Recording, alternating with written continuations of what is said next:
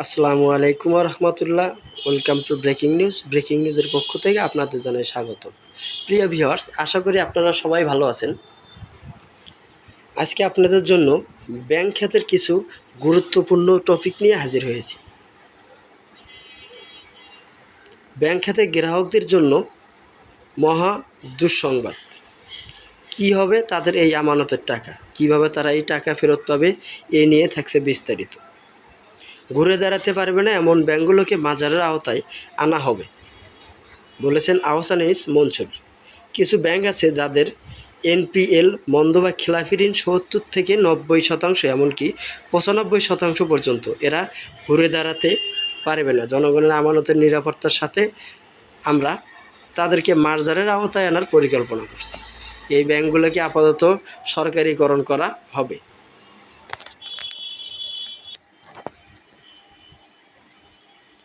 দুর্বল যেসব ব্যাংক একা ঘুরে দাঁড়াতে পারছেন না তাদের একীভূতর আওতায় আনা হবে বলে জানিয়েছেন ব্যাংকের গভর্নর অর্থনীতিবিদ আহসান এইচ মনসুর। এছাড়া ইসলামী ব্যাংকের ইতিমধ্যেই ঘুরে দাঁড়িয়েছে এবং এটি ভালো করবে বলে আশা ব্যক্ত করেছেন তিনি।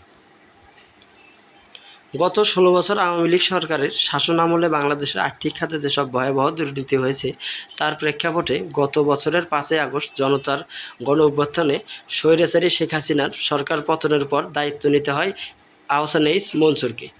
তার নেতৃত্বে ১ বছরের কাছাকাছি সময়ে ব্যাংক খাত পুনর্গঠনে একটা অগ্রগতি হয়েছে। সেই প্রশ্নের উত্তর খুঁজতেই নেওয়া হয় এই সাক্ষাৎকার। নির্বাচিত অংশ এখানে তুলে ধরা হয়েছে। ব্যাংকের সম্পদমান যাচাইয়ের ৬টি ব্যাংক নিয়ে কাজ হয়েছে। কিছু ব্যাংকের একীভূত মার্জার করার কথা বলা হয়েছে। এই বিষয়ে বিস্তারিত জানতে এক জবাবে আহসান এইচ মনসুর বলেন, আমরা দেখেছি যারা একলা ঘুরে দাঁড়াতে পারছেন না তাদের মার্জারের আওতায় নিয়ে আসা হবে। তবে দুর্বল ব্যাংকগুলোর মধ্যে আমরা দেখেছি কিছু ব্যাংক ঘুরে দাঁড়াচ্ছে, যেমন ইসলামী ব্যাংক ইতিমধ্যেই ঘুরে দাঁড়িয়েছে। আমরা আশাবাদী এটি ভালো করবে। এছাড়া ইউসিবি ব্যাংকও ঘুরে দাঁড়িয়েছে। কিছু ব্যাংক আছে যাদের এনপিএল মন্দ বা খেলাফি ঋণ ৭০/৯০%, এমনকি ৯৫% পর্যন্ত এরা আর ঘুরে দাঁড়াতে পারছেন না। জনগণের আমানতের নিরাপত্তার স্বার্থে আমরা তাদের মার্জারের আওতায় আনার পরিকল্পনা করছি। এই ব্যাংকগুলো আপাতত সরকারি করা হবে। এই ব্যাংকগুলোর মার্জার করার পর কিছুদিন সরকারি ব্যাংক হিসেবে চালানো হবে, পরে সেটিকে বেসরকারি খাতে ফিরিয়ে দেওয়া হবে। দেশি বিদেশি বিনিয়োগকারীর অংশে সাধারণ বিনিয়োগকারীরাও শেয়ার কিনতে পারবেন। এভাবে ব্যাংকগুলো পুনর্গঠন হবে। মার্জার প্রক্রিয়ায় সরকারের কত টাকা বিনিয়োগ করতে পারে এমন প্রশ্নের উত্তরে বলেন, ঠিক কত টাকা লাগবে তা কখনোই বলা যাচ্ছে না।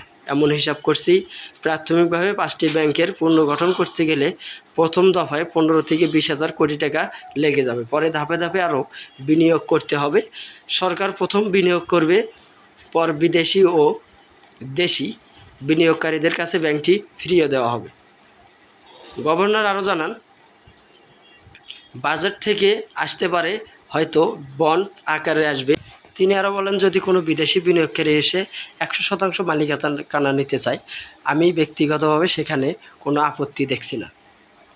আমরা চাই তারা যেন ট্রাস্টিক পার্টনার হিসেবে আসে। তাদের ব্যাংকিং অভিজ্ঞতা থাকতে হবে এবং আন্তর্জাতিক ভালো প্র্যাকটিসগুলো আমাদের ব্যাংকে চালু করতে হবে। এ ধরনের বিনিয়োগকারী আমরা স্বাগত জানাই। আমরা কি নিশ্চিত যে শেয়ারগুলো বিক্রি করা সম্ভব হবে, বা আসলেই কি বিদেশি বিনিয়োগকারীরা আসবেন? এমন প্রশ্নের উত্তরে গভর্নর বলেন, আমরা এখনও বিদেশি বিনিয়োগকারীদের আগ্রহ দেখতে পাচ্ছি।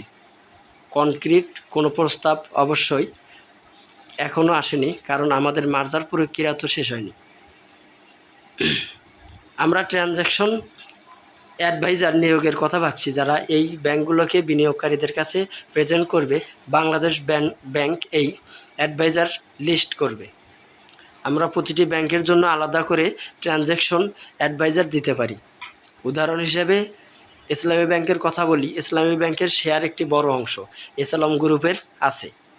তাদের কাছে সরকারের দাবি বিপরীতে যদি 10 বা 20,000 কোটি টাকা পাওয়া যায় শেয়ারের উপর নির্ভর করে, তবে সেই শেয়ারগুলোও আপলোড করা হবে। এভাবে স্ট্র্যাটেজিক পার্টনার পাওয়া সহজ হবে। ইতিমধ্যে কিছু ইন্টারেস্টও আমরা দেখতে পাচ্ছি। প্রিয় ভিউয়ার্স, আপনি যদি আমাদের চ্যানেলটিতে নতুন হয়ে থাকেন অবশ্যই চ্যানেলটিতে লাইক কমেন্ট শেয়ার করে আমাদেরকে জানিয়ে দেবেন, যাতে আপনাদের একটি লাইক কমেন্ট শেয়ারের মাধ্যমে আমাদের পরবর্তীতে সব নিউজ পেতে আগ্রহ যোগায়। আজকের মতন এই পর্যন্তই থাকছে। পরবর্তীতে সব নিউজ পেতে চ্যানেলটিতে অবশ্যই সাবস্ক্রাইব করে বেল বাটন অন করে রাখবেন।